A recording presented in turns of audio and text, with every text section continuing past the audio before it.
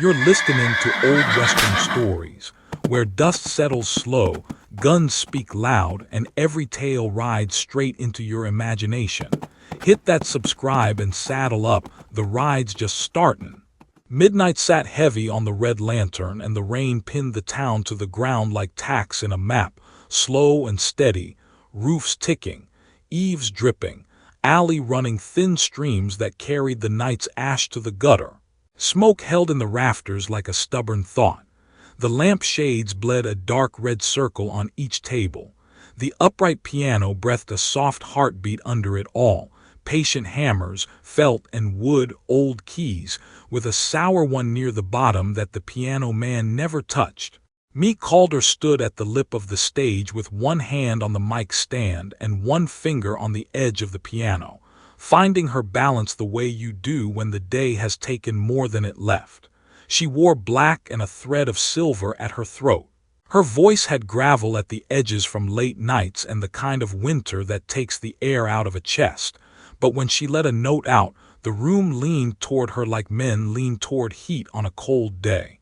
She sang low, plain, no ornaments, just words that sounded like truth because they were short and honest and light enough to carry. The first line landed, the second hung. She took her time. Breathe in, let it roll, stop before it breaks. Long line, short line. Pause.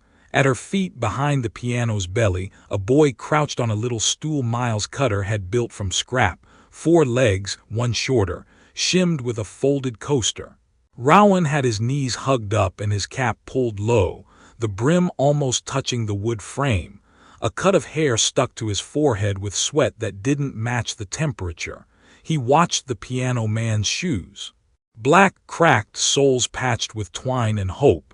Every time the left heel lifted, Rowan counted, and when it hit the floor, he moved his breath with it so he wouldn't run out.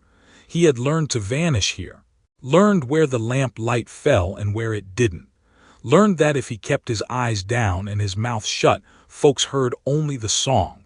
Mae kept her body angling the room so her skirt broke the sight lines from the gaming tables. It was her way of holding a wall with 2 feet in a song. Miles Cutter stood behind the bar with his rag, the same rag that had wiped more lies than glasses, and watched the door through the long cracked mirror. He had a wide jaw, a once broken nose, and eyes like old river stones. He saw everything with those eyes and spoke on it with caution. He'd been in towns that died and towns that wouldn't, and he could tell by the way a latch moved against a batwing hinge whether the night was bringing weather or men. He tapped a knuckle twice on the bar when the wind gusted. He didn't tap when trouble came. He saved that. Mae felt the air shift before the door swung. Rain lifted off hats. Boots hit the boards wet and sure. 3 of them in a row, the first tall and neat in a coat that had seen trail and care both. The second thick through the chest. The third younger but not green, mouth set, eyes measuring. Royce Danner took the middle like he was born to own it, hat brim straight, jaw shaved clean. A line of old suncut along his neck where a scarf had once spared him. The room understood his name before anyone spoke it. He had ridden for Levi Cross in the years when that name meant a certain kind of order for men who wouldn't take the sheriff's kind. He had carried messages, carried money, carried bullets when asked. He had sat at back tables with his hand resting on the table edge and his eyes on the door for the man the papers called an outlaw, and Mae called by his first name when she was certain no one would hear. Levi was a grave now. Royce was not. The piano man's left heel lifted, fell, row counted. Mae kept the note steady, long enough to look like bravery, then short. Then she pulled a breath and left nothing on her face. Miles didn't tap his knuckle. He set the rag down. Poured coffee he didn't expect anyone to drink. The room shifted in its seats, shirts brushing chair backs, a cough swallowed, chips stacked slow to keep hands busy. Roy stood just inside the red light spill and scanned the place without hurry. He had the calm of a man who expects to be noticed. His 2 riders peeled away to corners the way trained dogs take their marks. One past the stove where the heat thinned the smoke, one near the door to the alley where the draft moved. Mae's throat tightened once, then settled. She saw Royce's eyes tick to the stage, to the bar, to the back hall that led to the short rooms and never linger. Good. Nothing to draw him to the ground behind the piano. She kept singing about rain that wouldn't stop and mornings that won't come. Royce moved to a table and turned the chair around with the backs up, sat and leaned his arms on the wood, not asking and not needing to. Miles poured whiskey without being called, set it down. Royce didn't drink. He finally let his eyes rest on me. No smile, no threat. Just the simple fact of a man remembering a picture and sorting it with the ones he carries. Mae finished the verse. The last word hung just long enough. She kept the silence after. They felt it. That was her trick. She used quiet like a hammer. Then she nodded to the piano man for a walk down and flicked her gaze to Miles. He read it. He drifted toward the end of the bar near the little service gate and waited for her path in case she wanted it. She put her hand on the mic and lowered it an inch. "Folks," she said, keeping the drawl easy, air between words like space between fence posts, "we close this hour on time. One more for the road and then home."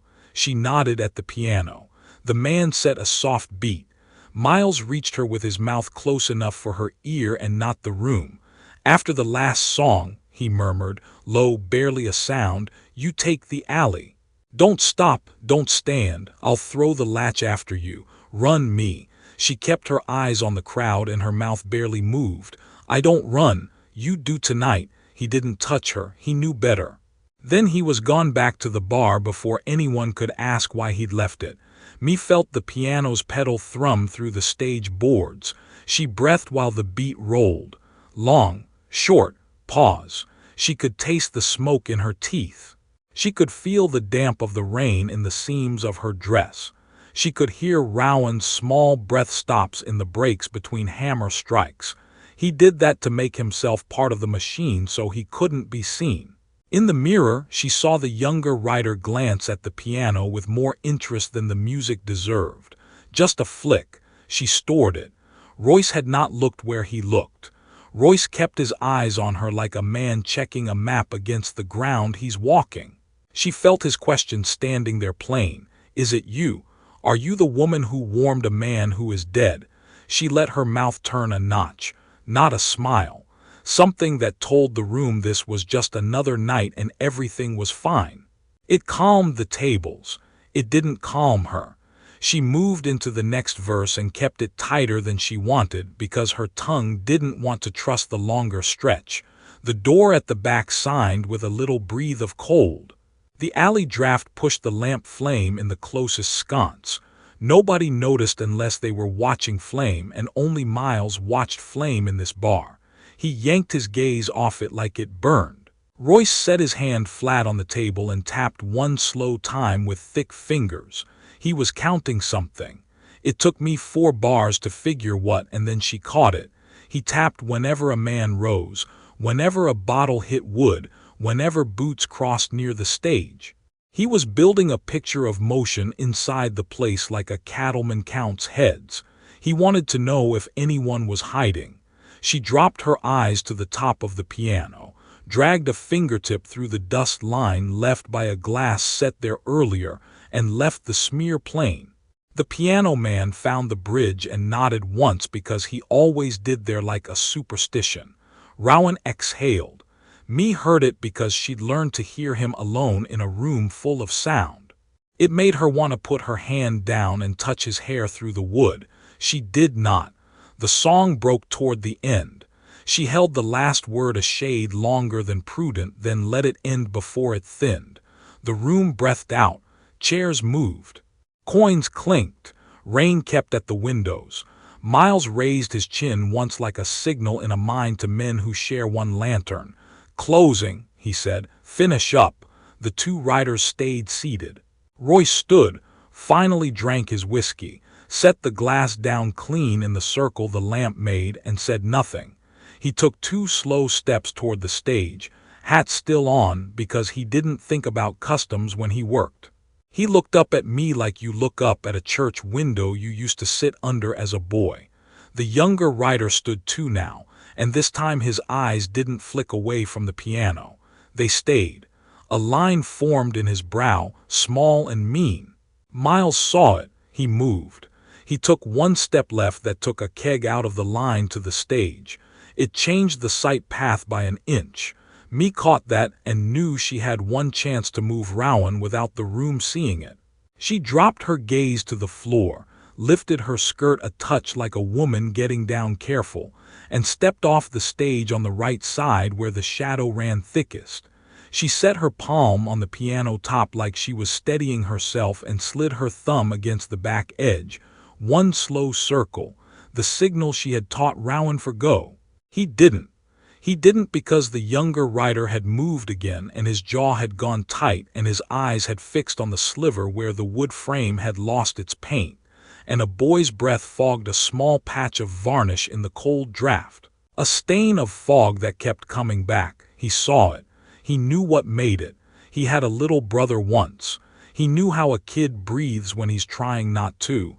He lifted his chin and his lips shaped surprise first, then understanding, then something like profit.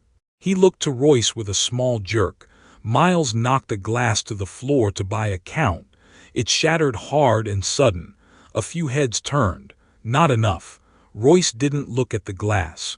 He looked where the younger man's eyes had pointed. He looked at the piano. He didn't look long. He didn't need to. He took one step closer, and the wet boards under his boot told the room how quiet the place had gotten. Me moved in front of the corner where the fog had shone, which was nothing now because the draft had shifted, but it was too late. Royce was a man who took details and turned them into paths. Miles said, clear, steady, not high, "We're closed," which meant nothing and everything. Me said low, meant for Rowan and nobody else. Time. And the boy slid his heels under him like he'd trained to do and set both palms on the frame to push when she opened the gate space. She reached down with one hand and caught the keystick Miles kept taped under the lid for the lock to the alley door. Her fingers found it without looking. She took one half-step left to keep herself between the riders and the boy. The younger one was smiling now, small and nasty. Royce's face didn't change, and that was worse. He stopped close enough for her to smell trail smoke on his coat.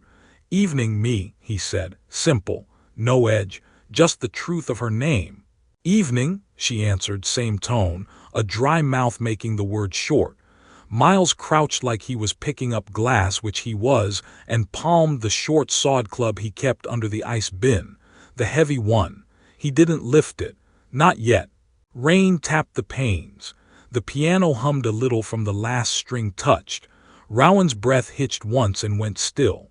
Royce let his eyes travel past me and fall to the gap at the piano's side where the stool leg showed. He didn't duck. He didn't bend. He just tilted his head and spoke softer than he'd spoken her name. "Boy," he said, "you can come out now." Me moved without thinking and felt the room sway as if the floor had shifted an inch. The younger writer laughed once through his nose, like a man pulling a card he knew the table would pay on.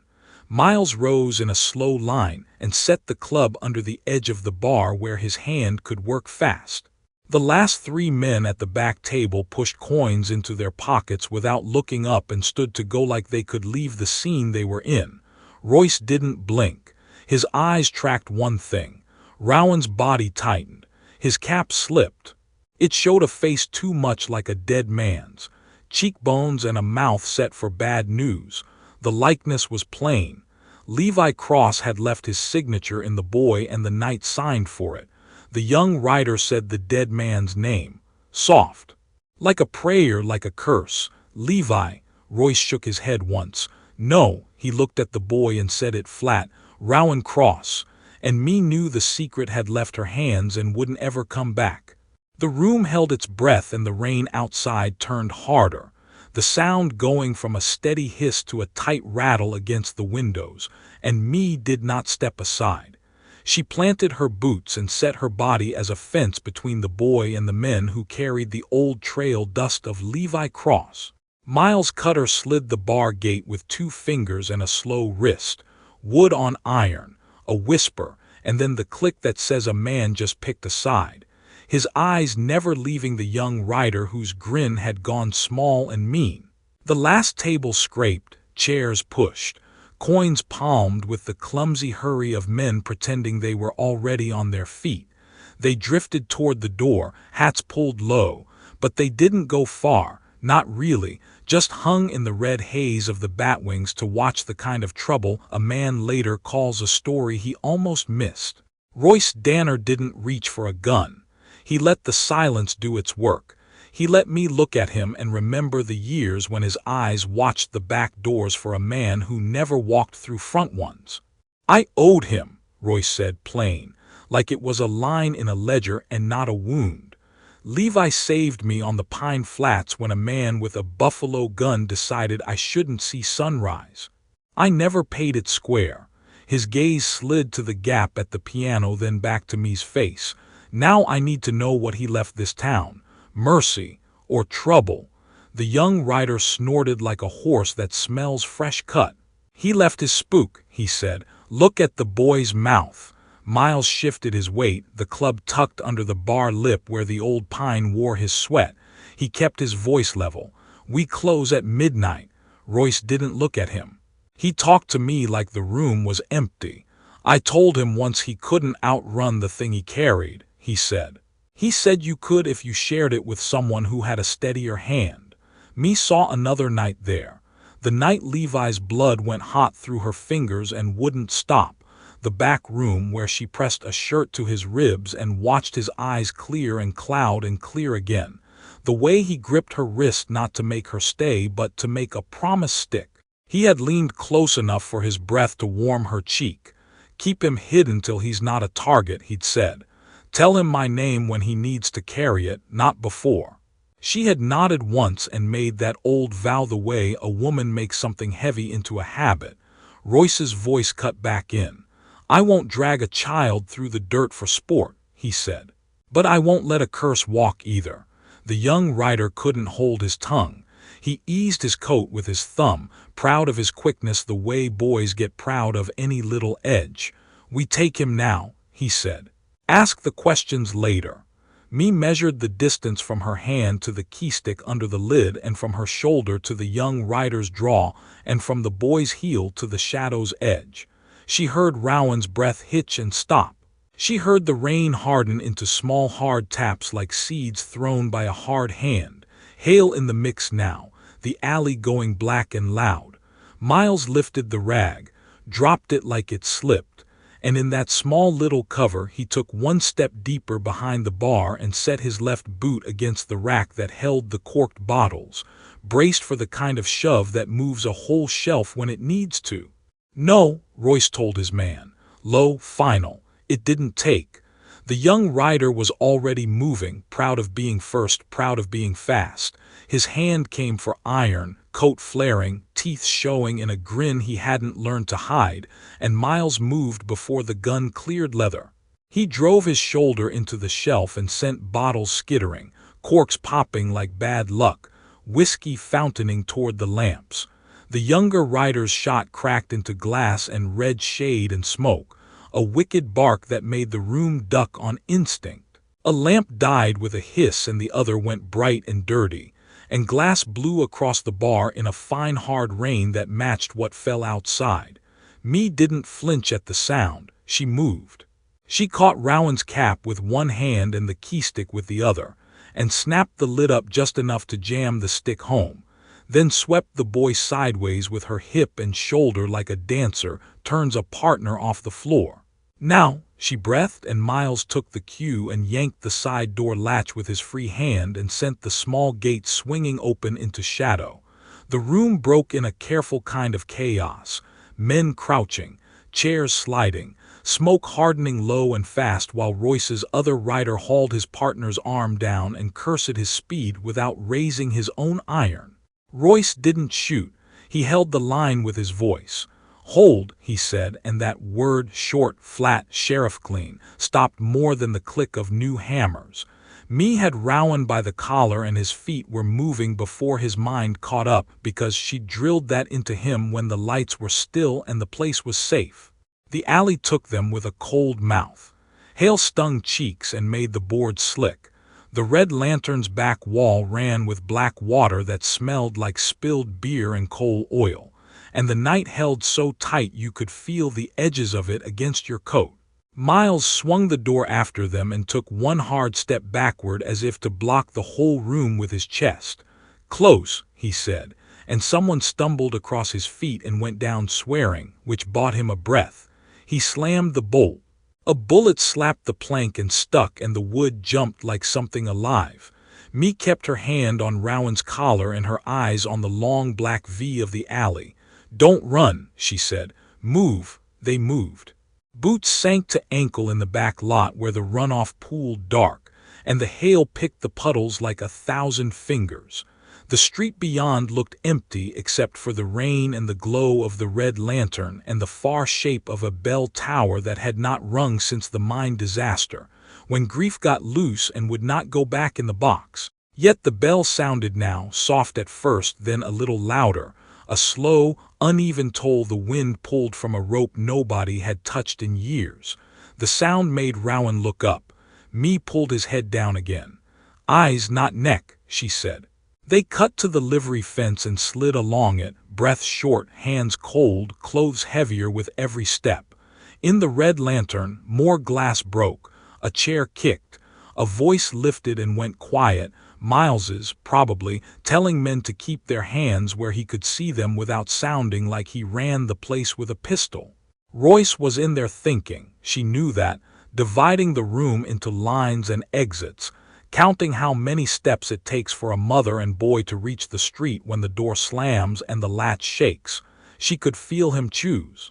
He didn't push the door. He didn't send the riders after them into a black alley where a cornered thing might bite. He waited. He'd never said he feared darkness, but he respected it. He would make day do the dirty work. They slid to the street's mouth and paused, listening. Hail softened to fat rain again, and the boardwalks hummed under it. Hooves clopped distant, not near, echo wandering like a drunk man's voice through empty space. The bell gave one last soft clank and then went back to sleep. Mae took Rowan's wrist and pulled him across to the far side where the doctor's shutter hung crooked. They ducked under it and moved on. "Where?" Rowan whispered, breath white and quick. "Way station," she said. "Old relay on Snake Road, half-mile. Cold," he said. "We'll be warmer than where we were." Behind them, the red lantern's noise went thin and then steadied, like a lid set back on a pot. Inside, Royce holstered without hurry. He looked at the younger rider and did not blink. "You shoot before you count," he said. "That makes me pay twice." The rider's mouth got small. He touched the edge of the cut on his cheek where a sliver of lamp glass had kissed him. "They're runnin'," he said. "No," Royce said. "They're buying time." He turned to the other hand. "Douse lights, pay the damages. Tell the boys in the far rooms they sleep. We ride at first light." He took his hat brim in 2 fingers and straightened it by a hair.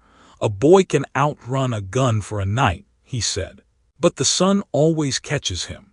Miles heard it and did not argue, just wiped blood from his knuckle on the same old rag and kept his eyes on the alley door in case it thought about forgetting it had a bolt. Mae and Rowan turned down Snake Road, the mud thick, the ditch running thin, the weeds laying flat under the night's weight. The way station crouched where the trail bent, a low wood shell with a collapsed lean-to and a busted sign whose paint had fled. The door hung by one hinge, but it hung enough.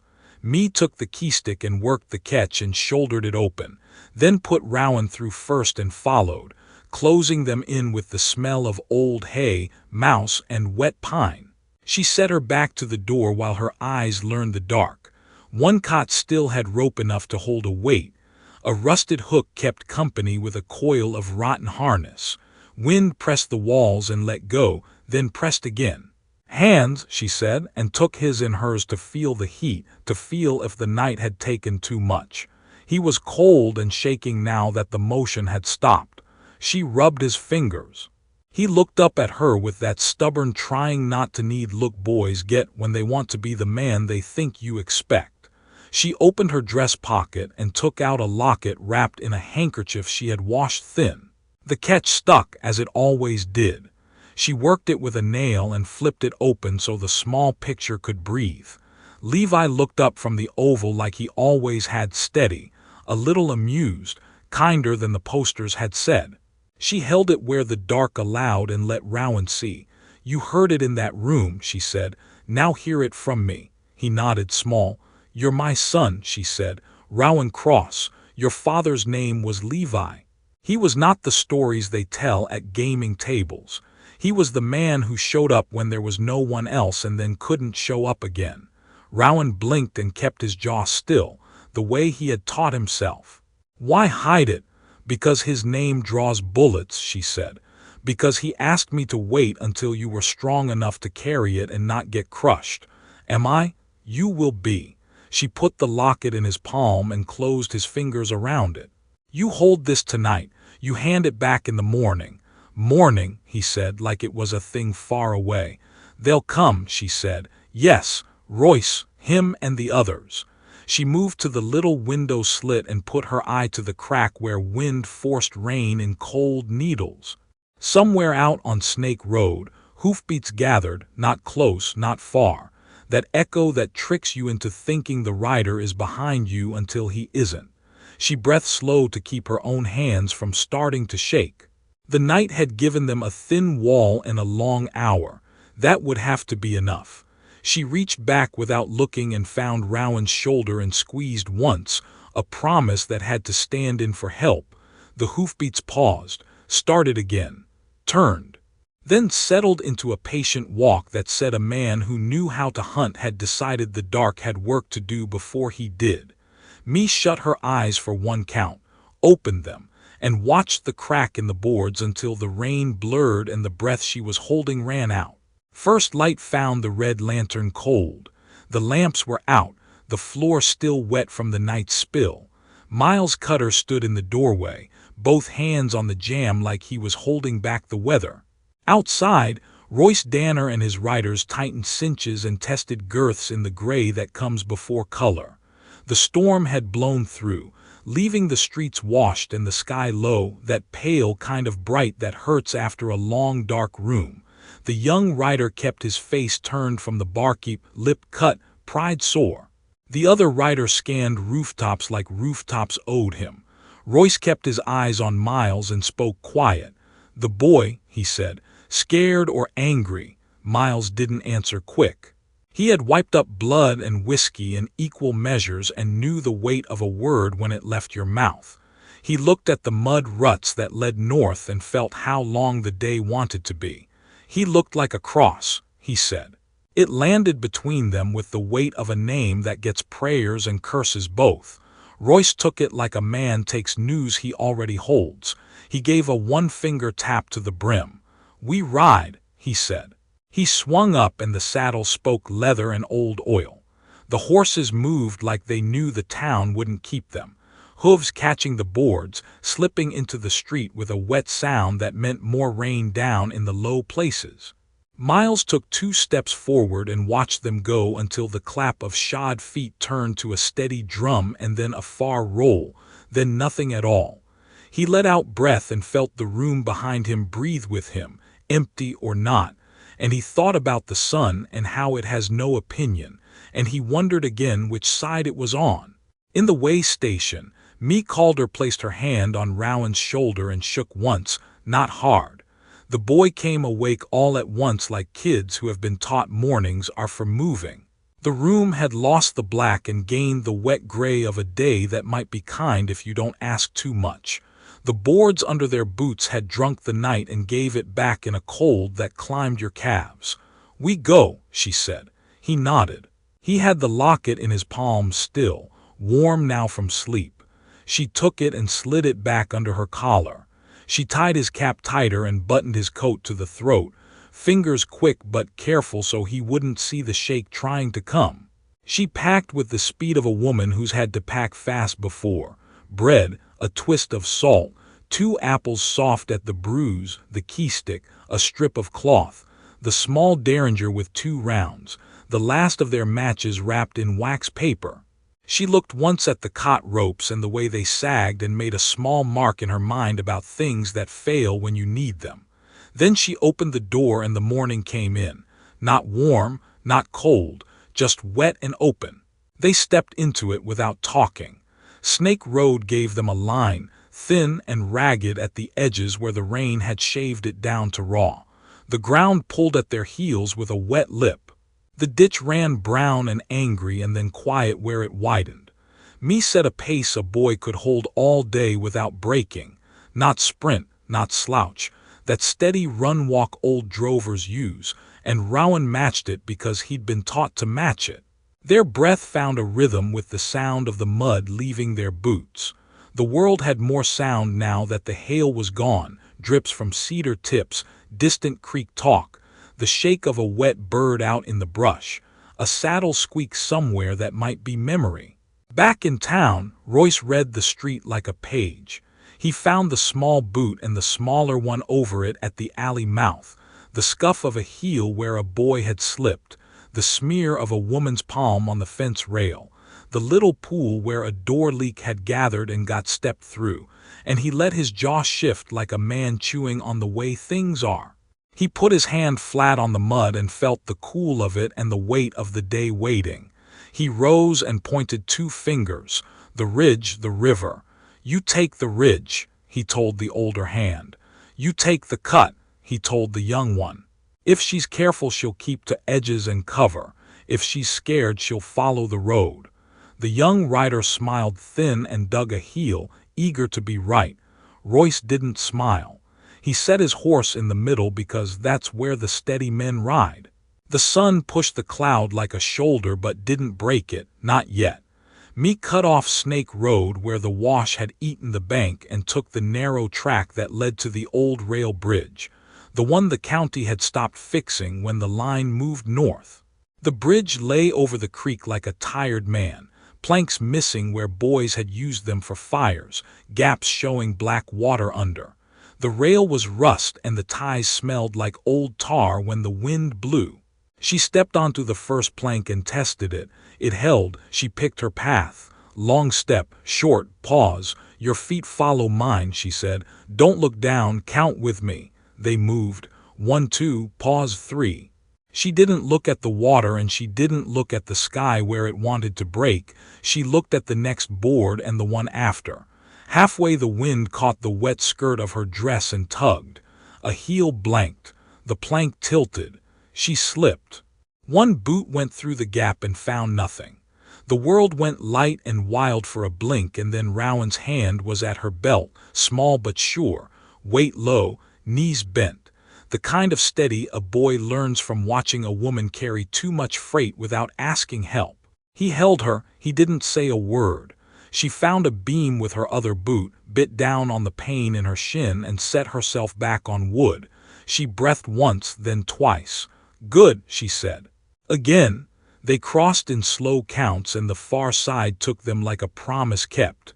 She put her palm on the rust of the rail and thanked it without talking. The creek ran on. Somewhere a jay argued with the morning. They followed the fence line north, fields wet and low, a hawk sitting hunched on a fence post like the day had made him old.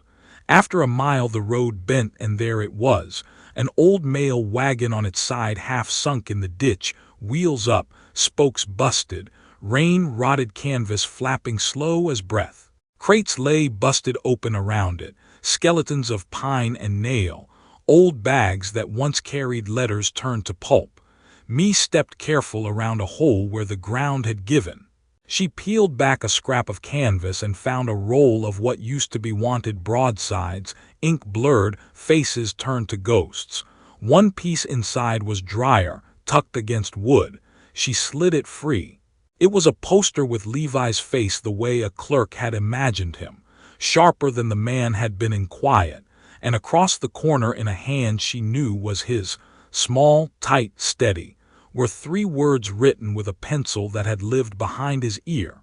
Trust the quiet one. She felt the mark of his voice inside those letters and the way he always meant more than he said. She looked north. She put the scrap in her pocket. We keep north, she said. Rowan nodded. He didn't ask who the quiet one was. He had met enough loud men to know the answer wouldn't be them. Far behind, in the Red Lantern's back hall, Miles Cutter leaned his elbows on the window ledge and watched the street empty behind the riders. He thought about Mae's face when she said the boy's name out loud at last. The way a fire burns clean when you stop smothering it. He hoped clean would be enough against a day like this. He went back to work because work is what a man has when choosing is done. Royce found the tracks again where Snake Road dried on a rise, the small heel scuff and the wider step that meant a woman had kept a boy moving and had not looked back. He read their pace with his thumb in the print and liked it less than he said. Not running, he told the young one when they met at the turn to the river cut. Moving. The young one nodded as if that meant easy. Royce didn't let him have it. It means she's good, he said. It means the boy listens. He split them again and kept the middle. Noon came as a smear of light behind cloud. The air warmed.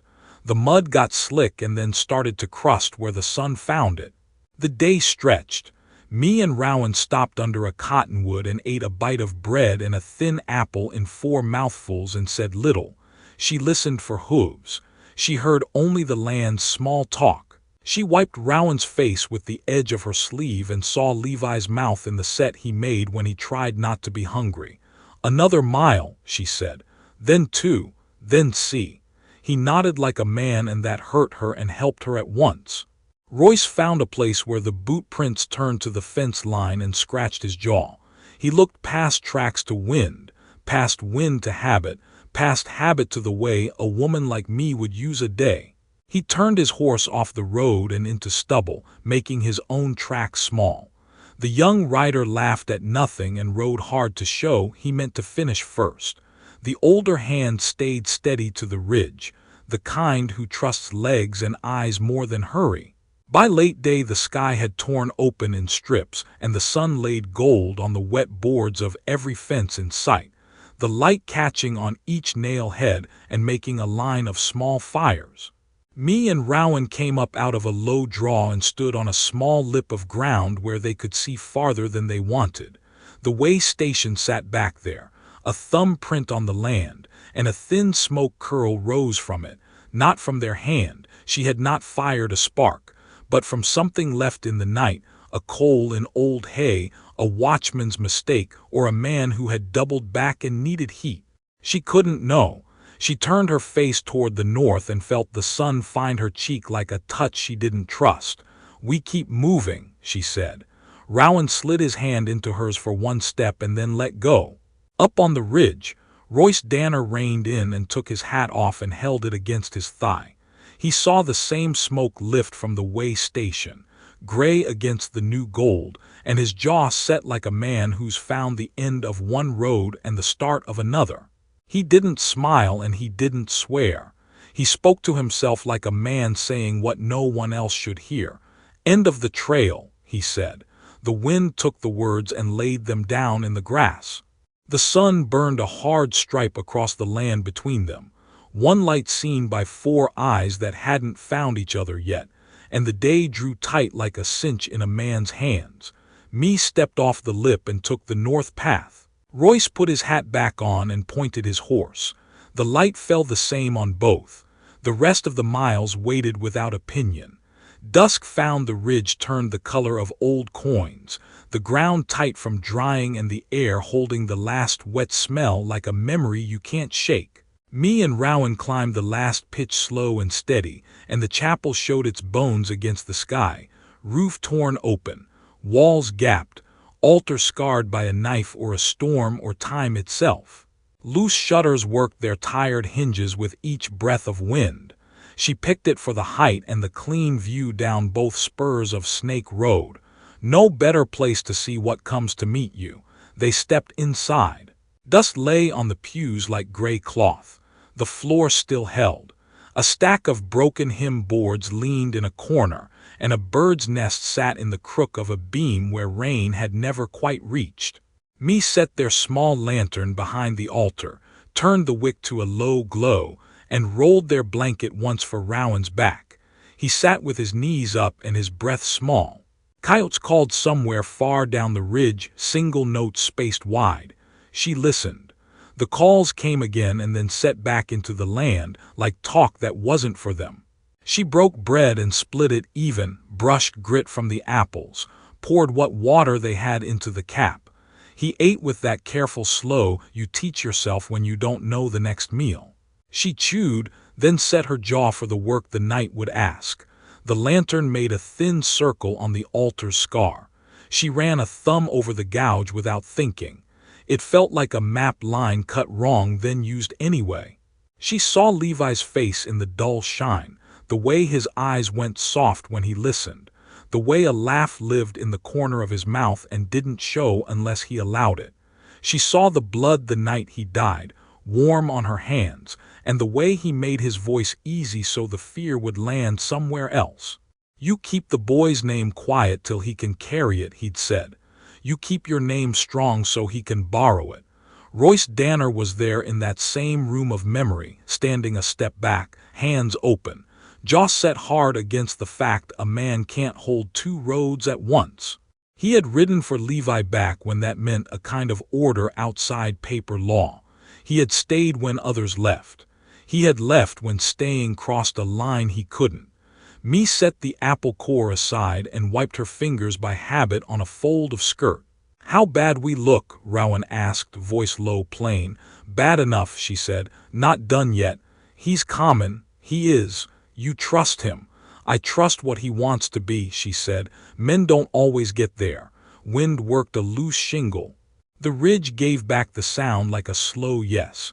Down below, hoof prints in the soft spots shone dark. Royce Danner read them by the last light without hurry. He had split his men at the fork. One rider took the creek cut, another the ridge shadows. Royce kept the middle line up the open slope so the sound of his horse would carry and tell the truth about his coming. He talked quiet to the animal as it breathed hard against the grade. "Almost there," he said. "You and me both." He touched the sweat-dark neck and let his hand rest there longer than needed. He tasted the change in the air when sun slips and the country turns to edges. He used to love that turn. Tonight it set a weight in his chest he didn't have words for. He stopped at a stand of scrub to let the horse blow and looked up at the cut of the chapel against the light. He knew the shape of old churches from every town that built one before it built a jail. They never kept a bell long. Bells go missing when the first bad year hits. He put the horse into a slow walk and set his mind on the talk ahead. The quiet was thick when he reached the lower stones. The smell of wet wood still lived in the walls. The lantern's faint glow made a small coin of light on the altar and left the door in shadow. He slid off, tied loose, and stood, letting his joints remember the year. He set his hat straight, then left it be. He moved to the doorway and waited there with his hands down, open. Inside, Mae already had her body between the light and the boy. She had been counting his steps since he left the last rise, and the sound told her what his mouth might. He had sent his men wide, he had come straight. She spoke to the shadows plain. "Even in Royce," he answered without crossing. "Even in me." His voice held dust and the kind of tired a man gets when he's kept his word so long he can't remember starting. "You always did pick the high ground," he said. "Easier to see a lie from up here," she said. "And mercy if it shows." He nodded like she had measured true. Coyote sounded again, 3 notes this time, far off and thin. The lantern flame bent and straightened with the draft. "I got men strung out along both sides," he said. "They won't crowd, not unless I ask." "You askin'?" "Not yet. What do you want?" "Truth," he said. "And what comes after?" She didn't step closer. She didn't step back. She could feel Rowan's breath at her hip. She could feel the small heat of his body through the torn seam of her dress like a live coal you carry in a glove. You know his name, she said. I do. Say it. Royce tasted the request. He knew what saying does. He let it sit. Then he leaned one shoulder to the door frame and spoke like he was telling the land itself. Rowan Cross. The name laid itself down in that broken chapel and filled the cracks like water. It held. Rowan stood, small, straight. He came out from behind me without taking his eyes from the man in the door. The lantern light found his cheekbones and the set of his mouth, and made the room remember Levi even if it didn't want to. Royce took the seeing like a blow and didn't hide it. His hand lifted an inch, not to his gun, to his chest, as if to nudge something back into place. You look like him, he said low. I got my mother's hands, Rowan answered. A simple truth. It made me's throat close. Royce looked down at his boots, then back to the boy. Your father owed me a life, he said. He paid it. Then he kept paying after he should have stopped. That's where the trouble starts for most men. Me kept her voice slow. Law didn't take him. Death did. There's a difference. There is, he said. Law has a door. Death don't. He stepped into the chapel, one pace no more. His right hand hung quiet, half open. His left thumb found the edge of his belt and held there like a man holds a thought. I came to end a hunt, he said. I came to keep men who never knew Levi from making a price out of this boy's face. How? Judge up in Grafton. Writes slow but reads clean. I can get the boy there. I can swear him safe from bounty men and worse. You swear much these days. I try not to, he said, but I will for this. The wind came low and pushed a smell of old ashes from under the altar, the chapel giving up the ghost of fires long dead. Me let the smell take her back one short turn to a table, a basin, Levi's shirt cut open, her hand pressed hard, his palm on her hair. You don't win by being the quickest, he'd said. You win by staying human when others sell it cheap. She came back to the room and placed each word where he could see it. He carries his father's name. He will not carry his father's curse. Some curses don't need a carrier, Royce said. They walk. Then you stop them, she said. Not him. Royce let the words lean on his ribs. He looked past me to the altar scar, to the light on the cut, to the gap in the roof where a new star had shown up and refused to blink. He looked back at the boy. You angry? He asked. Rowan thought like a man before he spoke. Not yet, he said. I'm tired. Royce's mouth softened. That's worse in the long run. He took one breath, then another. I can't let a name start a war I'll have to finish, he said. Not again. Then don't let it, me said. Be the man you tell yourself you are. He blinked slow. Mercy ain't written down nowhere, she said. But it holds towns together better than ink. Ink has judges, he said. Mercy has graves. Both have costs. The wind shifted. Saddle leather creaked down trail. One of his men, out there in the scrub, settling a seat, waiting. The sound passed and went small again. Royce set his hat back an inch on his head like he needed more sky.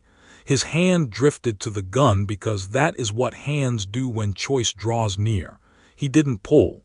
He didn't wrest it away. He let the weight of iron touch his palm through leather and counted what came with it. Me watched the move. She did not mirror it.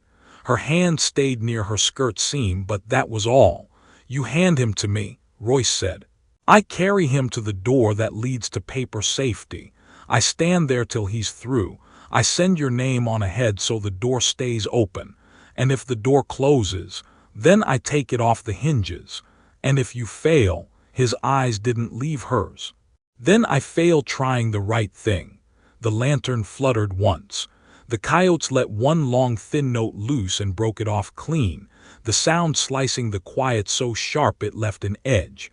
Royce's fingers tightened half a thumb's width on the gun. His heart shifted under a coat that suddenly felt too heavy. He glanced at the boy, at the woman, at the cut sky above an altar that wouldn't forgive a lie. The moment stood straight and waited for him to decide what kind of man he was. Dawn slid into the broken chapel like a blade turned sideways, thin and bright, and Royce Danner's hand eased off the gun first. Then the breath left his chest, and what he set down in that moment was heavier than iron. He looked at me, then at the boy, and said it plain. "We ride together." Miles nodded like a prayer answered, small and tired. Me didn't smile. She just said, "All right," and reached for Rowan's coat buttons to make sure they held. The coyotes had gone quiet. The wind had laid down. Outside, the ridge wore frost in the shadows and a silver edge where the sun touched. They stepped out as if the land itself might change its mind. Saddles creaked, leather dry again after the wet night. Me swung up, careful with the derringer tucked deep. Royce mounted slow and stiff, not from age, from decision. Miles took his reins but didn't throw a leg. "I'll walk you to the break," he said. "After that the town needs me to open a door." Royce met his eye and found the debt that runs both ways. "Do that," he said. They took the ridge down in a narrow line, hooves deep where the ground held wet, shallow where the sun had licked it dry. Below, in the fold above Snake Road, 2 riders waited in the pale. The older hand sat easy, hat low, one palm out when he saw Royce. The young rider sat tight, jaw hard, eyes small. He had not slept. He had not changed his mind. Royce raised a hand. "Stand down," he called. "We ride to Grafton under my say." The older hand nodded once and peeled off to flank, wordless. The young one didn't move. "That ain't how it ends," he said. The sound carried flat. Miles laid a palm on me's stirrup leather. "Keep to my left," he said low. Me set Rowan's hand to the horn. "Hold," she told him.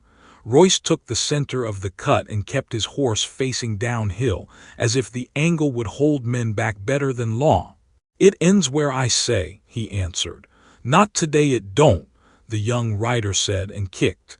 He dropped into the valley mouth where the cottonwoods make a tunnel and the ground turns to tacky mud over rock. His gun was out before his word was done, too proud for caution, too quick to count. Royce's colt lifted smooth, the old habit of a hand that learned control long before it learned doubt. Miles pulled the rifle off his shoulder but kept the muzzle low. Last good men knowing a late shot is worse than none. The crack came short and mean, dust leaping from a rock by me's boot. The young rider's second shot chasing before his first echo died. "No," Royce said, more to himself than anyone, and fired once clean. The young rider's hat jumped like a crow, brim torn, and his horse checked, eyes white. He pulled right to reset, and that's when the older hand shouted, "Hold," and got ignored. Me saw the angle close and knew where the next round would go. She put her mare across Rowan's flank and brought the derringer up small and steady, 2 fingers and a prayer. Long breath, short squeeze. The pop was nothing against the colt's bark, but the slug found the young rider's shoulder meat and spun him, pain stealing speed. He hung in the saddle and came back angry, not wise.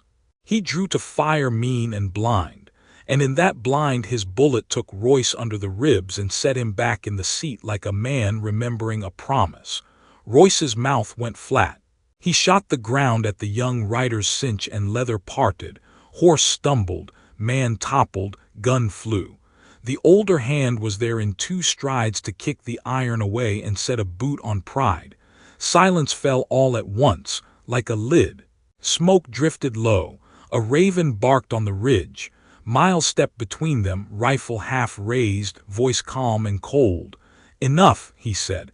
"It ends how the man said." Blood showed slow at Royce's shirt, dark and honest. He pressed a palm to it and found the hurt, not the panic. Me slid down and checked the hole with quick fingers, eyes on his face more than the wound. "Through and through?" she asked. "Feels like it wants to be," he said, and the humor in it was dry as chalk. "In and out then," she said. She tore a strip from her skirt hem and packed it tight. He hissed, nodded, stayed mounted. The young rider lay in the damp leaf litter, more mad than ruined. The older hand looked at Royce and waited. "Ride home," Royce told him. "Take him. Tell the boys this trail's mine." The older hand swallowed a word and chose a nod. He hauled the youngster up and tied his wrists with the man's own pride. then led both horses away without looking back. Dust lifted from their hooves and hung in the cool. Royce straightened slow. He looked at Miles. "Go on," he said. "Bar won't open itself." Miles gave me a look that had years in it. "You bring him back right," he said. "You bring yourself back." "We'll try," she said.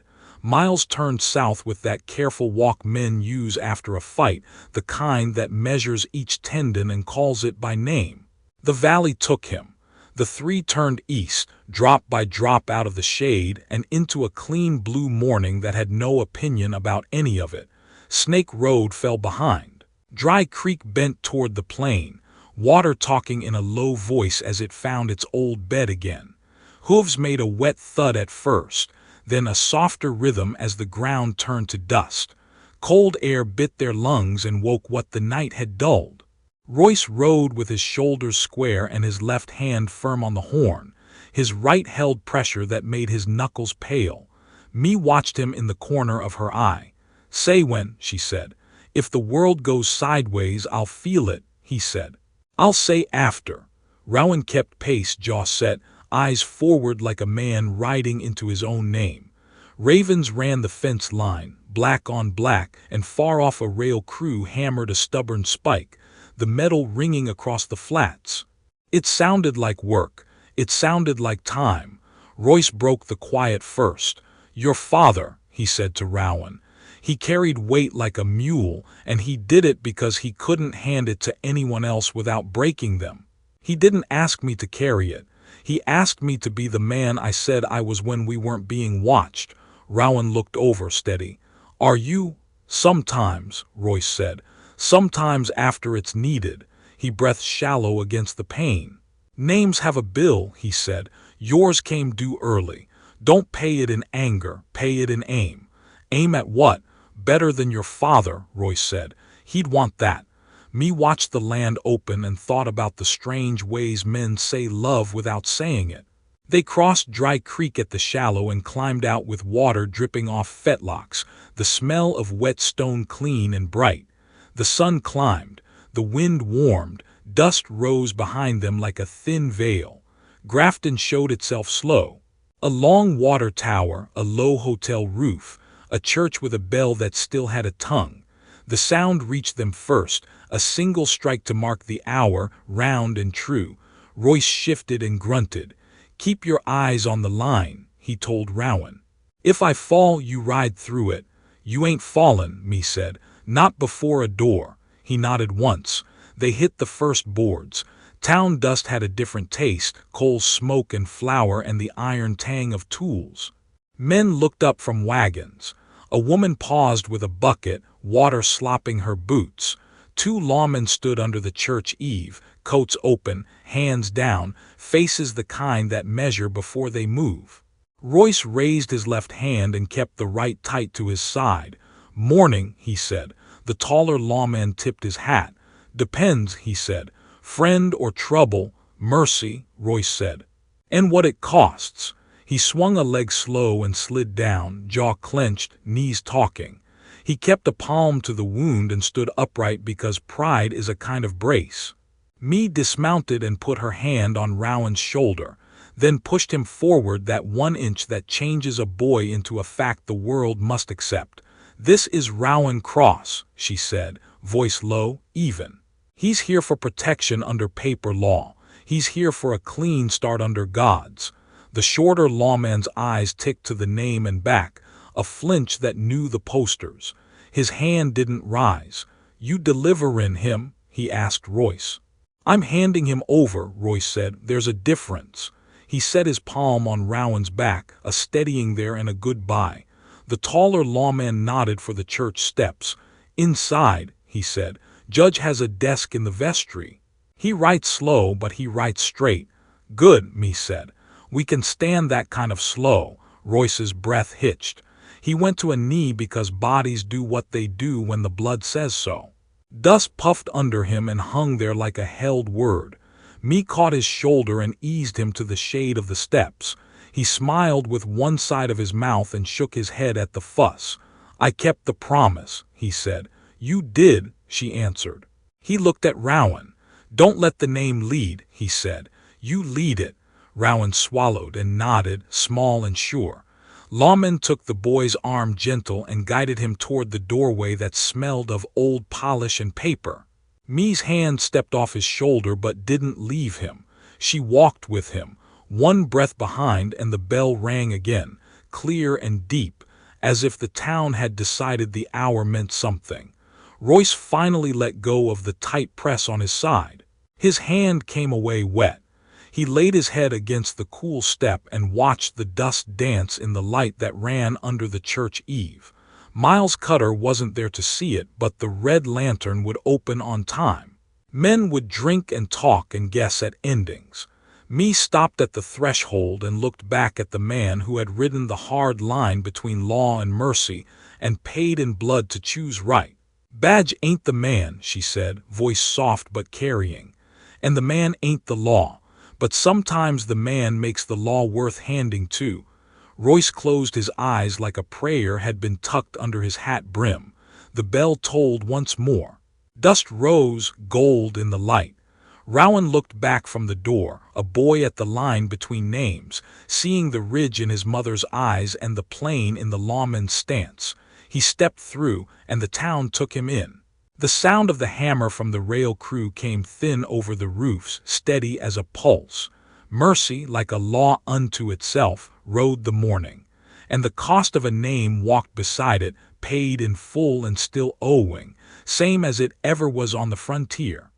You've been riding with old Western stories. If the tale hit your mark, give it a like, drop a comment about your favorite part, and ring that bell so you don't miss the next trail we ride. Don't forget, hit that subscribe so you're always in the saddle, and you'll always be ready when the next story rides in.